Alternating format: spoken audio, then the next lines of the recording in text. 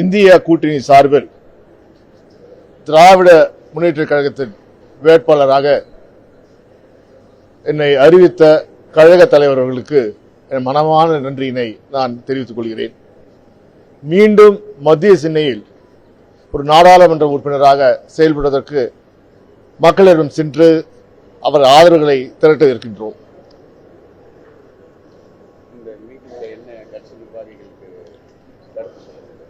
எங்கள் கிழக்கு மாவட்ட செயலாளரும் அமைச்சர் அருமை அண்ணன் திரு P.K. சேகர் பாபு அவர்கள் தலைமையிலே இன்று இந்திய கூட்டணி சார்ந்த அனைத்து கட்சியின் நிர்வாகிகளை அழைத்து ஒரு அறிமுக கூட்டமாக, குறிப்பாக துறைமுகம், எழும்பூர், வில்லிவாக்கம் தொகுதியை சேர்ந்த இந்திய கூட்டணியின் சேர்ந்த பொறுப்பாளர்கள் எல்லாம் இங்கே வைத்து அருமை அண்ணன் திரு P.K. சேகர் பாபு தலைமையிலே இந்த கூட்டத்தை ஒருங்கிணைத்து வரவிருக்கின்ற தேர்தலில் எப்படியெல்லாம் நாம் பணியாற்றிட வேண்டும் என்ற முறையினை பேசுவதற்காக, விரிவாக பேசுவதற்காக இந்த கூட்டத்தை திரு அருமையாளர் திரு சேகர் பாபு அவர்கள் ஏற்பாடு செய்திருக்கிறார்.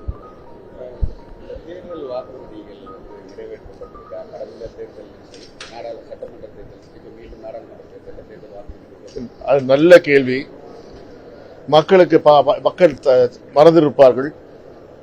2004 தேர்தலிலே பார்த்தீர்கள் நடைபெறும் போது சென்னையிலே தண்ணீர் பஞ்சம், தண்ணீருக்காக மக்கள் பல மணி நேரங்கள் காத்திருந்தார்கள். அப்பொழுது தலைவர் கலைஞர் அவர்கள் சொன்னார்கள், வெற்றி பெற்றால் கடல் நீரை குடிநீராக திட்டத்தை கொண்டு வருவோம்.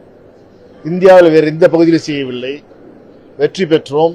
வெற்றி பெற்ற ஒரே ஆண்டிலே கடல் நீரை குடிநீராக்கும் திட்டத்தை சென்னைக்கு கொண்டு வந்தோம். அப்பொழுது கலைஞர் அவர்கள் சொன்னார்கள், வெற்றி பெற்றால் தமிழுக்கு செம்மொழி அந்தஸ்தை வழங்கிடுவோம் என்று. ஒரே ஆண்டிலே தமிழுக்கு செம்மொழி அந்தஸ்தை வழங்கினார்கள்.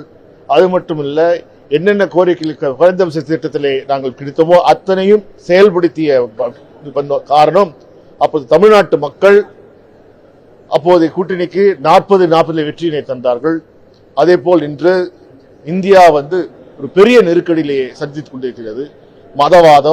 மதவாதத்தின் மூலமாக இந்தியாவை பிளவுபடுத்துகின்ற வகையிலே பாஜக செயல்பட்டுக் கொண்டிருக்கிறது. அதில் இந்தியாவை காப்பாற்றுகின்ற தேர்தலாக இந்த தேர்தல் அமைகிறது. அதில் தான் எங்கள் தலைவர் சொன்னார்கள், பெட்ரோல் விலையை பார்த்தீங்கன்றால் செஸ்ஸை போட்டு இன்றைக்கு பெட்ரோல் விலையை ஏற்றியிருக்கிறார்கள். அந்த செஸ்ஸை குறைத்தாலே போதும், தங்கள் தலைவர் சொன்னது போல், தேர்தலுக்கு சொன்ன போல் விலையை நாம் குறைத்திட முடியும். ஏன் கேஸ் விலையை குறைத்திட முடியும். இதெல்லாம் நாங்கள் ஆய்வு செய்துதான் சொல்கிறோம். மக்கள் எங்களுக்கு வாய்ப்பு கொடுத்தால் கண்டிப்பாக இதெல்லாம் செய்கின்ற வாய்ப்பை எங்களுக்கு தரும்.